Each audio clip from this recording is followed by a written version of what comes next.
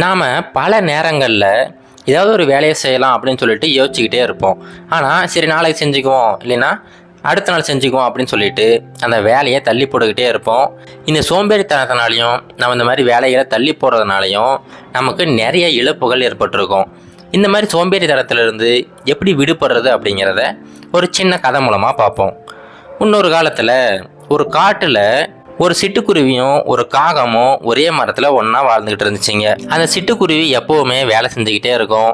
அடுத்து என்னென்ன பண்ணலாம், அடுத்து காலநிலை மாறும்போது தேவையான சாப்பாடு வேணும் அப்படின்னு சொல்லிட்டு தினமும் ஒவ்வொரு வேலையாக செஞ்சுக்கிட்டே இருக்கும். ஆனால் அந்த காகம் பார்த்தீங்கன்னா எப்போவுமே ரொம்ப சோம்பேறித்தனமாக எங்கெல்லாம் ஈஸியாக சாப்பாடு கிடைக்குதோ அங்கே போய் சாப்பாடு சாப்பிட்டுட்டு ஒவ்வொரு நாளையும் ரொம்ப ஜாலியாக அப்படியே கழிச்சுக்கிட்டு இருந்துச்சு. ஒரு சமயம் இந்த சிட்டுக்குருவி அங்கே இருக்கிற சின்ன சின்ன இலைகள், சின்ன சின்ன குச்சிகள், இந்த மாதிரி எல்லாத்தையும் எடுத்துகிட்டு வந்து ஒரு நல்லதாக ஒரு கூடு கட்டலாம் அப்படின்னு சொல்லிட்டு அந்த மரத்தோட கிளையில் கூடு கட்ட ஆரம்பிக்குது. இப்போ அந்த காகம் கேட்குது, ஏன்பா இப்போ என்ன அவசரம் உனக்கு? நல்லா வெயில் அடிச்சுக்கிட்டு இருக்கு, நல்லா பொறுமையாக காற்று அடிச்சுக்கிட்டு இருக்கு, இதெல்லாம் நீ ரசிக்காமல் ஏன் நீ எப்போவுமே வேலை செஞ்சுக்கிட்டே இருக்கிற? மழை காலம் வர்றதுக்கு ரொம்ப காலம் இருக்குது, அதுக்கு முன்னாடி ஏன் இப்படி பண்ணுற அப்படின்னு சொல்லிட்டு அந்த காகம் விசாரிக்குது. அதுக்கு அந்த சிட்டுக்குருவி சொல்லுது, இங்கே பாருப்பா, இப்போது சூரிய ஒளி ரொம்ப பளிச்சுன்னு அடிச்சுக்கிட்டு இருக்கு. அப்படின்னா என்ன அர்த்தம் அப்படின்னா, இன்னும் கொஞ்ச நாள்லேயே மழை காலம் ஆரம்பிச்சிடும். இப்போ நாம் கூடு கட்ட ஆரம்பித்தாதான் இன்னும் ஒரு சில வாரங்கள்லையாவது நாம் இந்த கூட்டை நல்லபடியாக கட்டி முடிக்க முடியும். அந்த கூட்டில் நமக்கு தேவையான சாப்பாடையும் சேமித்து வைக்க முடியும். அதனால் நீ ஒன்று பண்ணு, நீயும் போயிட்டு பக்கத்து கிளையில் நல்லதாக ஒரு கூடு கட்ட ஆரம்பி அப்படின்னு சொல்லிட்டு அந்த காகத்துக்கு அட்வைஸ் பண்ணுது. ஆனால் அந்த காகம் சொல்லுது, அட போப்பா, உனக்கு தான் வேறு வேலை பொழப்பு இல்லை, நான் பொறுமையாக கட்டிக்கிறேன், ஒன்றும் அவசரம் இல்லை, மழை காலம் வர்றதுக்கு ரொம்ப காலம் இருக்குது அப்படின்னு சொல்லிட்டு அந்த காகம் அது பாட்டுக்கு பறந்து போயிடுச்சு. இப்படியே ஒரு சில நாட்கள் போய்கிட்டு இருக்குது. மறுபடியும் அந்த காகம் இந்த சிட்டுக்குருவிக்கிட்ட இங்கே பாருப்பா, பக்கத்து ஊரில் ஒரு வயல் நல்ல விளைச்சலோடு இருக்குது, அங்கே போனோம்னா நிறைய சாப்பாடு கிடைக்கும், நல்ல ருசியான சாப்பாடு கிடைக்கும், நீ வரையா அப்படின்னு சொல்லிட்டு அந்த சிட்டுக்குருவியை கூப்பிடுது. அதுக்கு அந்த சிட்டுக்குருவி சொல்லுது, அட இல்லைப்பா, இப்போ பார்த்தியா காற்றோட திசையுமே மாறிடுச்சு, காற்றோட வேகமும் அதிகமாக இருக்குது.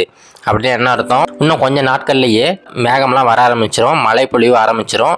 அதனால் நான் இந்த கூட்டை சீக்கிரமாக ரெடி பண்ணணும், நீயும் போயிட்டு கூட்டை ரெடி பண்ணுப்பா, ஏன் டைம் வேஸ்ட் பண்ணிக்கிட்டு இருக்க அப்படின்னு சொல்லிட்டு அந்த காகத்துக்கு அட்வைஸ் பண்ணுது. அந்த காகம் சொல்லுது, அட நீ வேறப்பா, இப்போயாவது மழை வர்றதாவது, நல்ல வெளிச்சமாக இருக்குது, என் கண்ணு கட்டின தூரம் வரைக்கும் எந்த ஒரு மேகமுமே கண்ணுக்கு தெரியலை, அதனால் மழையெல்லாம் இப்போ வராது, நீ வரியா இல்லையா அப்படின்னு சொல்லிட்டு கேட்குது. அதுக்கு அந்த சிட்டுக்குருவி, இல்லைப்பா எனக்கு வேலை இருக்குது, நீ போயிட்டு வா அப்படின்னு சொல்லிட்டு அந்த காகத்தை போக சொல்லிடுது. அந்த காகமும் கிடைக்கிற இடத்துல எல்லா சாப்பாடையும் சாப்பிட்டுக்கிட்டு ரொம்ப சந்தோஷமாக அப்படியே வாழ்ந்துக்கிட்டு இருக்குது. அது கடைசி வரைக்கும் அந்த கூடு கட்ட ஆரம்பிக்கவே இல்லை. மறுபடியும் ஒரு நாள் அந்த காகம் இந்த சிட்டுக்குருவிகிட்ட என்னப்பா இப்போயாவது ஃப்ரீயாக இருக்கியா, நீங்கள் வெளியில் போயிட்டு வருமா அப்படின்னு சொல்லிட்டு கூப்பிடுது.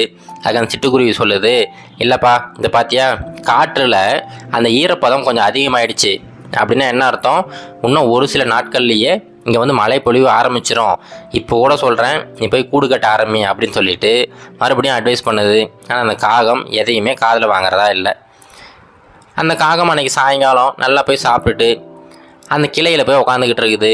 இந்த சிட்டுக்குருவி ரொம்ப கஷ்டப்பட்டு அந்த ராத்திரியெல்லாம் கண் முழிச்சு ஒரு வழியாக அந்த கூட்டை கட்டி முடிச்சிருச்சு. அடுத்த ஒரு சில நாட்கள்லேயே பார்த்தீங்கன்னா அந்த மேக கூட்டங்கள் அங்கே வந்துடுச்சு. ரொம்ப பலத்த மழை பெய்ய ஆரம்பிச்சிருச்சு. அதிகப்படியாக காற்று வீசுது, அதிகப்படியாக மழை பொழிவு இருக்குது. இந்த சிட்டுக்குருவி அதோட கூட்டில் ரொம்ப பாதுகாப்பாக போய் உட்காந்துக்கிட்டு இருக்கு. அந்த கூட்டுக்குள்ளார நிறைய தானியங்களுமே சேர்த்து வச்சுருக்குது. இப்போ வெளியில் பார்த்தீங்கன்னா இந்த காகம் அந்த மலையில் அப்படியே நனைஞ்சிக்கிட்டு அப்படியே உட்காந்துக்கிட்டு இருக்குது. அதனால் எங்கே போகிறதுனே தெரியல. ஏன்னா வேறு பறவைகளோட கூட்டுக்கும் போக முடியாது, என்ன பண்ணுறதுன்னு தெரியாமல் ரொம்ப அமைதியாக உட்காந்துக்கிட்டு இருக்குது. அந்த இரவு முடிஞ்சதுக்கப்புறமா அந்த சிட்டுக்குருவி அந்த காகத்துக்கிட்ட, இங்கே பாருப்பா, என்னால் உன்னை என்னுடைய கூட்டுக்குள்ளே சேர்த்துக்க முடியாது, ஏன்னா என்னோடய கூடு ரொம்ப சின்னது.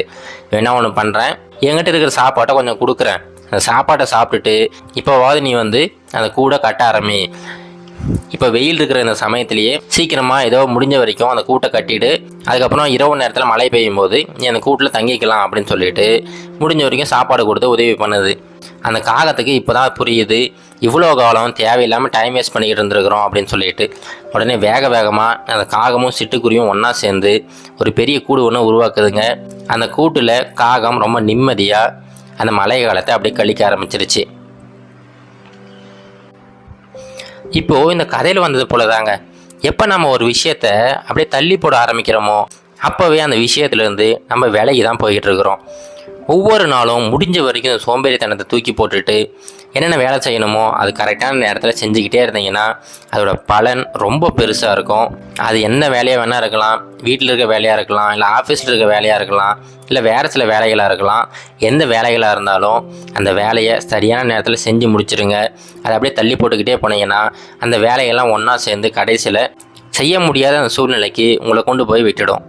அதனால் இது எல்லாத்தையும் அவாய்ட் பண்ணோம் அப்படின்னா முடிஞ்ச வரைக்கும் இந்த சோம்பேறித்தனத்தை விட்டுடுங்க. எல்லாத்தையும் சரியான நேரத்தில் செய்ய ஆரம்பிச்சிடுங்க. எதையும் தள்ளி போடாமல் இருந்தீங்கன்னாவே கண்டிப்பாக வாழ்க்கையில் ஒரு பெரிய வெற்றியாளராக உருவெடுக்கலாம். இது கரேஜ் டு ஆக்ட் மோட்டிவேஷன் கதைகள்.